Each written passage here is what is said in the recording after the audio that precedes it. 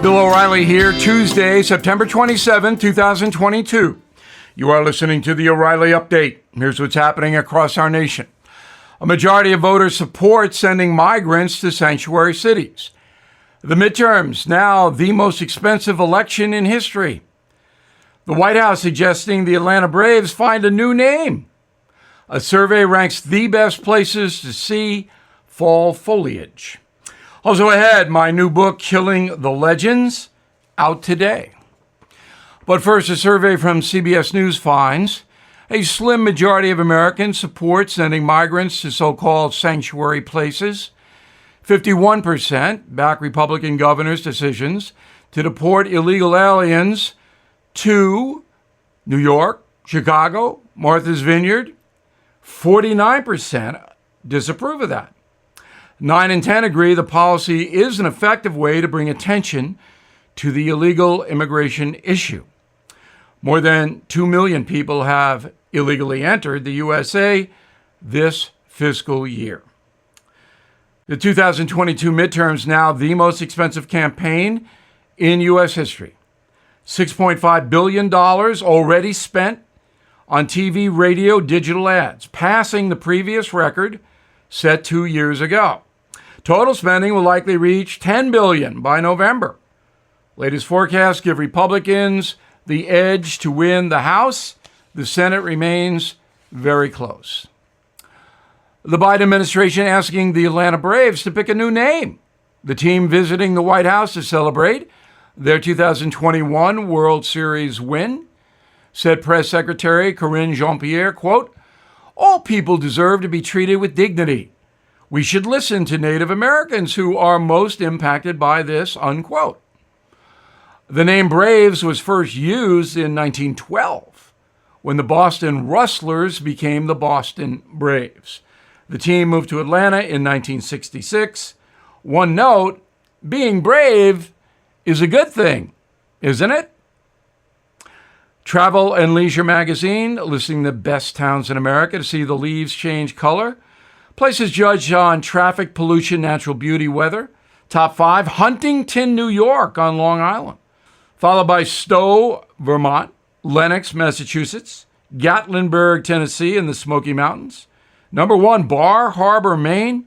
50,000 tourists descend on the harbor each fall. I was there 2 years ago. Spectacular. In a moment, fame can kill. Right back. This is a special alert to all Americans who own a vehicle with less than 200,000 miles with an auto warranty about to expire or with no warranty coverage at all. Due to a decline in the economy, CarShield is announcing a low-cost month-to-month vehicle protection plan that is now available to the public to save any driver out-of-pocket expenses on future auto repairs. Call now to find out how you can pay almost nothing for covered auto repairs. Yes, you heard that correctly. Pay almost nothing for covered auto repairs. An open phone line has been established for all drivers to call for a free quick quote. Call 800-925-7584 now. Drivers who are covered will not have to pay for covered repairs again. This protection plan is at an all-time low. Additionally, drivers who activate this vehicle protection today will also receive free roadside assistance, free towing, and car rental options at no additional cost. Call us for your free quick quote today. 800-925-7584. That's 800-925-7584. What do you have to lose? Call 800-925-7584. Again, 800-925-7584. Time now for the O'Reilly Update message of the day. My new book, Killing the Legends, The Lethal Danger of Celebrity, out today. And this is a very different type of killing book. First, the facts. This is the 12th killing book. 19 million copies of my books are in print right now. 18 number 1 bestsellers. The Killing series, the most successful nonfiction book series in history. Now, Killing the Legends features on its cover Elvis Presley, John Lennon, Muhammad Ali. All of those men have influenced American history in ways very few of us know about. Elvis, for example, in the mid-1950s, he graduated from high school, started driving a truck in Tupelo, Mississippi. You may know that. Well, the culture in America in the 1950s was conformity. Dwight Eisenhower president, post-World War II, most people looked the same, talked the same, thought the same way. All of a sudden, a teenager, Elvis, bursts on the scene and blows up the culture. If you're a baby boomer, you'll remember on Ed Sullivan, there was Elvis swiveling, but the camera only shot him from the waist up. Pastors burned his records. Parents yelled at their kids for imitating Elvis. Boys started to slick back their hair. The whole culture changed. Then the Beatles came on the scene. They changed America as well. Sex, drugs, rock and roll came in. 1967-68. Anti-authority. It was worse than Elvis. Elvis was anti-conformity. The Beatles brought in anti-authority. You'll remember that. Then Muhammad Ali, the most successful and famous African-American athlete of all time. He lifted up black people all over the world. An enormous talent and personality.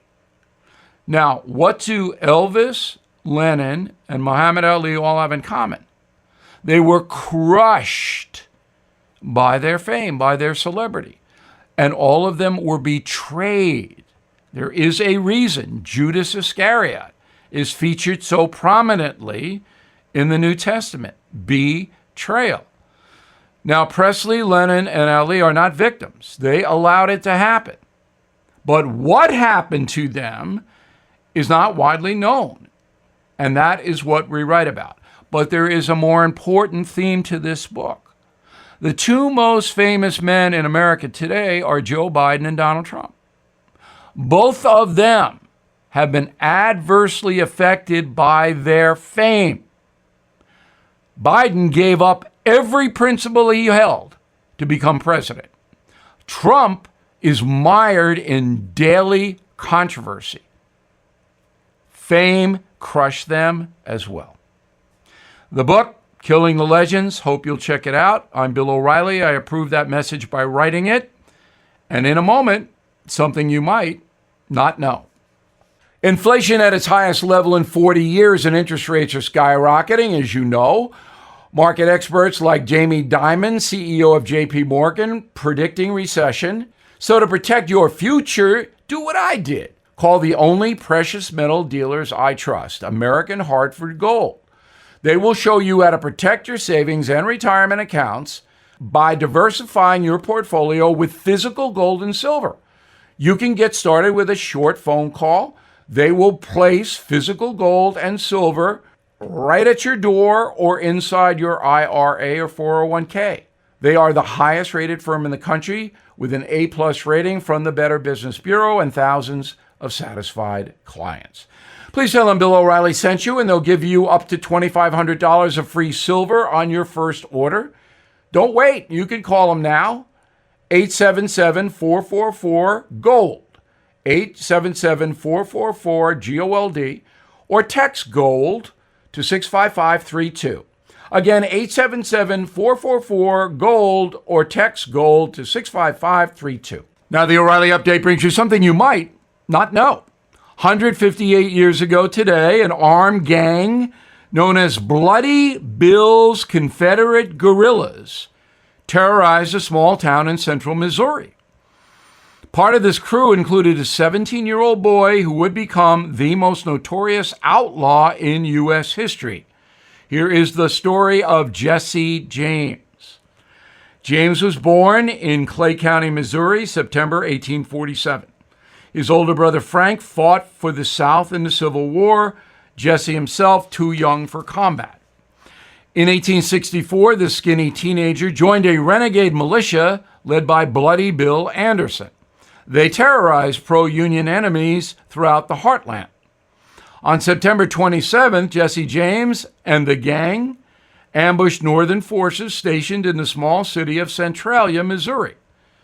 The guerrillas looted the town, attacked a train attempting to flee. 24 Union soldiers were stripped of their uniforms, shot to death, and scalped. A nearby regiment descended on Centralia to stop the carnage. After a brief battle with Bloody Bill and his crew, 123 U.S. troops dead. Jesse James quickly gained notoriety throughout the Great Plains for his good looks and violent temper. After the war, he earned a living through robbery, extortion, intimidation. Southern newspapers stylized the gangster as a modern Robin Hood and a heroic rebel. Sheltered by Confederate sympathizers, Jesse James eluded authorities year after year. Over the next couple of years, the James brothers robbed dozens of banks in western Missouri.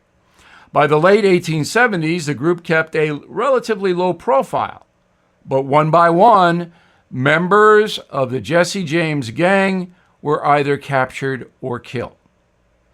After spending a few quiet years farming, Jesse James himself organized a new gang, including local outlaws Charlie and Robert Ford. After a routine squabble among the gang, the Ford brothers decided to kill Jesse James for the reward money. On April 3rd, 1882, while Jesse's mother made breakfast in the next room, Robert Ford shot Jesse James in the back of the head. He died instantly.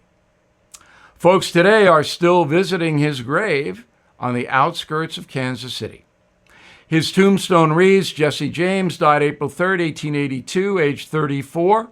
He was murdered by a traitor and a coward whose name is not worthy to appear here. Back after this. Bill O'Reilly here, and here comes the 12th killing book, Killing the Legends, The Lethal Danger of Celebrity. Elvis, John Lennon, Muhammad Ali all had one thing in common. They lost control of their lives, and that led to their deaths. Killing the Legends, the latest in the most successful nonfiction book series of all time. Available wherever books are sold. Thank you for listening to the O'Reilly Update. My new book, Killing the Legends, The Lethal Danger of Celebrity, out today. Hope you'll check it out. I am Bill O'Reilly. No spin, just facts, and always looking out for you.